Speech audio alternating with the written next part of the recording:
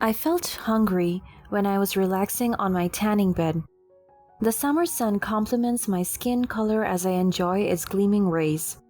The ocean breeze is so calming, and what's even more relaxing is knowing I get to spend this private island with my husband during our honeymoon. When hunger lingers within me persistently, I immediately rang the bell next to me. Whenever I ring the bell, a maid will come to me, and after a matter of seconds, someone came. "Can you fetch me a glass of iced tea, please?" "Sure, madam." The maid instantly followed my orders and brought back my favorite iced tea. As I sipped the refreshing beverage, I also savored the goodness and luxury of my life. I had the privilege of coming from a wealthy family of business tycoons. My grandfather owns a large business chain in the States, and I am one of his many grandchildren that will inherit it someday. I was enjoying my iced tea when I saw my husband coming towards me with my peripheral vision. He was bringing something. He sat next to me and kissed me on the forehead. We were madly in love with each other, just like newlyweds do. "What are those?" I pointed to the papers that he was clutching. "Oh, these are letters for you," he answered and gave it to me. So I immediately opened them, and the first letter I read was from the Children's Foundation I have been working closely with. As a person in a position of privilege, I have always been a philanthropist, and I always share what I have with the people that need it the most, especially the underprivileged ones. "Oh, this is from the foundation. It is the orphanage that I kept on telling you about. They sent me a letter of gratification." As I told my husband about it, I saw his eyebrows frown. "You can use your money on other things. Buy some new clothes and gadgets. Save your money on things or people you will benefit from." I was shocked by his sudden statement. I never knew he had this predicament in him. He was always so supportive of my causes and advocacies. What do you mean?" "What I mean is you should value your money, use it to your advantage, invest or save it. You're very wealthy, so don't get yourself poor by donating monthly to charities that won't do you good." My heart almost stopped from what he said. Is he serious? Why is he so against me doing humanitarian work? Volunteerism has always been tied to my identity, and people know me as someone compassionate and generous. I remained silent because I did not know how to respond to him. "I am your husband now, so that I will manage our finances. Your money is my money. If I ever caught you donating vast amounts of money without consulting me, you would regret it. Mark my words." I could sense the threat in his voice even though he remained calm with a hearty smile while caressing my hair. He's acting very weird and aggressive. When we were dating, he has always been so proud of me doing these things, but now I can finally see his true colors. "Do you understand me?" I nodded in response. "Good. You're the sole heir of your father's business. All inheritance will be yours because of course you're the firstborn child. So it's best to have me oversee the financial aspects because I'm good with it." Since we married, he has talked about money and my inheritance as if he is up to something. He stood up and told me that he was going for a swim, but I refused to join him. I am so uncomfortable with the words he said and the actions he's showing me. What is up with him? I continued to scan the letters, and I saw an invitation. "You are cordially invited to the Psy family reunion." A smile flashed on my face as I read the text. It's an invitation from my father. We are having a family reunion. It is a perfect time to introduce my husband to them since we only eloped. Anton was very persistent in getting married quickly after 5 months of dating. He wanted us to live together, and it's been years since I saw my family. I was born and raised away from my ancestral place, and it is about time to be reunited with my blood relatives. Later that night, I informed my husband about the reunion that was happening next week. I saw how excited he was with the news. He started planning what to wear, how to act, and who to talk to, as if he was going to a business meeting. I should talk to your father first, right? I bet he's open to conversations about money and business. Or we could talk about your inheritance. What do you think about that, my love? The money talks were generally frustrating to me. Why was he so desperate about these things? You should tell him more about your line of work, our plans, and our future family. He likes those kinds of topics better. No, your father is a renowned successful business mogul. I wanted to know how he makes money, and of course, about your inheritance. I just closed my eyes out of complete frustration. I do not want to argue with him, so I just let him be. The next following days were full of conversation about generational wealth and my ever valuable inheritance from my husband. I just kept up with him even though I completely annoyed about his actions. We flew to Beijing, and the moment we arrived, we experienced the best accommodation. My father's bellboys and maids helped us with our needs. Although I'm already used to this kind of service and treatment, it is undeniably new to my husband. As we rode the car on the way to the venue, my husband started conversing with me. I cannot believe I experienced this kind of treatment. I feel like a prince. He said those words while playing with the personalized watch I had gifted him. Our staff has always been kind and hospitable when caring for us. So, this is what money does. I cannot hear what he said because he whispered it. Also, I don't want to dwell much on my husband's weirdness because I want this day to be perfect. After an hour, we arrived at the guest house. When I exited the car, I saw my cousins, nieces, nephews, and other relatives. Everyone greeted me nicely. I saw my mother rushing her way towards me and gave me a very tight hug. Mom, this is Anton, my husband. Anton, this is my mother, Maria. It's so lovely to meet you finally, Anton. I want to know more about you. My mother clung to Anton and walked with him. She showed him the venue and even introduced him to our other family members. The guilt from secretly eloping faded instantly as I saw my mother show affection to my husband. It is indeed worth it. I was having a blast with my husband and cousins when a car finally arrived. It must be my father. I stood up excitedly and waited for him to leave my vehicle. My husband stood up as well. The car opened and a familiar face came out.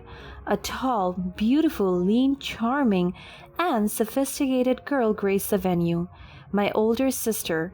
Everyone greeted her, and it was truly evident that she was well loved.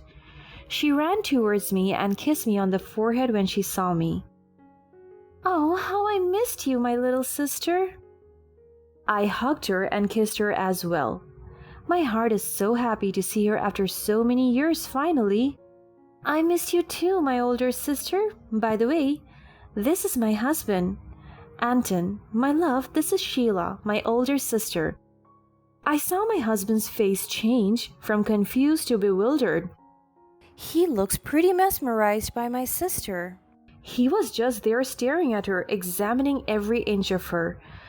I understand she's beautiful, but how can you do that before me?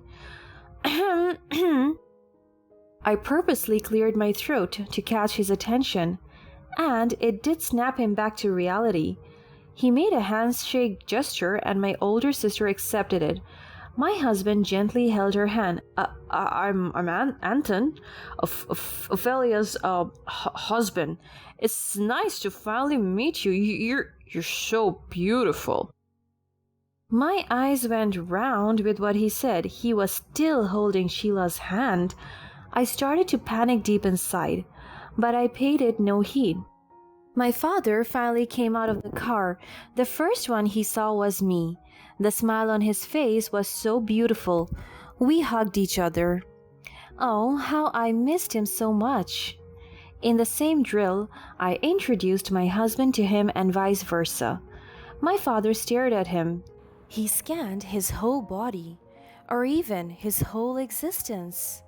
And I can generally tell when my father liked a person, or now it is apparent that he doesn't like Anthony. Sir, I idolized you. Can you tell me more about stocks and investments? I want to learn those things. Today is not the right time to talk about that. No, it is the right time, sir. I heard from your interview that any time is the best time to talk about business. We are at a family gathering? My father said those words in a very calm and emotionless tone, and by that I could already sense the irritation in him. Anthony immediately talked to him about business and money matters. My father was overwhelmed by the weight of the questions he was asking. So before anything gets worse, I interrupted him, and I can sense that he was angry about that. We should take some of the cocktails. It is my mother's favorite. I grabbed my husband's arm and took him to the bar counter, but he aggressively let go of me. After that incident, we never talked again for the entire night. As we checked into our room, he remained distant and silent, but he broke the silence after an hour. You lied to me, he yelled. His sudden rage took me aback. What are you talking about? You told me that you're the eldest child. You said to me that you will inherit your father's riches, but you lied. I never lied to you, and why does it matter if I am the eldest or not? What's the big deal? He punched the wall behind me and he almost hit me. It matters to me. If I married a second child, then I would not be prosperous, because you don't have the inheritance. How am I supposed to be wealthy now when you're not even the oldest daughter? I gagged with what he just said. So he just married for money? Now I know. You only wanted me for my inheritance? You're a user? You fooled me. How dare you do this to... He slapped me hard in the face. I can feel blood dripping from my lips. You're the one who's a user. You use me to what? For your good? You're selfish. I don't want to be with someone with no inheritance like you. You're so selfish. You're the one who fooled me. You lied to me. You deserve to be abandoned. My husband grabbed the flower vase beside him and threw it to the floor. The shards from the broken glass landed on my skin, and just like that, he left me alone. My parents heard the commotion and rescued me. I told them everything that happened. I thought he was good. He's a decent man. But good thing we discovered his true colors earlier. It would be best if you didn't suffer later in your marriage. My mother tried to remain calm, but my father was in complete rage. That idiot deserved to be punished. He will rot in jail for what he did to you.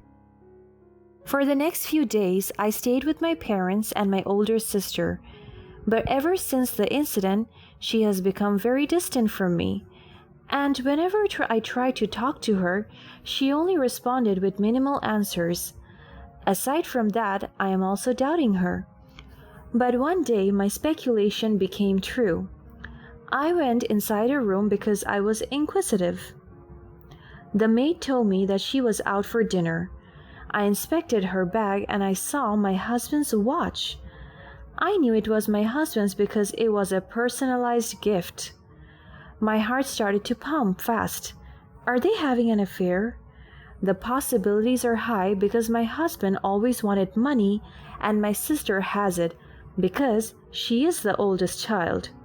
Or is she? Sheila did not return home that night, and I was never wrong with my instincts because my husband sent in the divorce papers first thing in the morning with a note stating, "I love your older sister Sheila.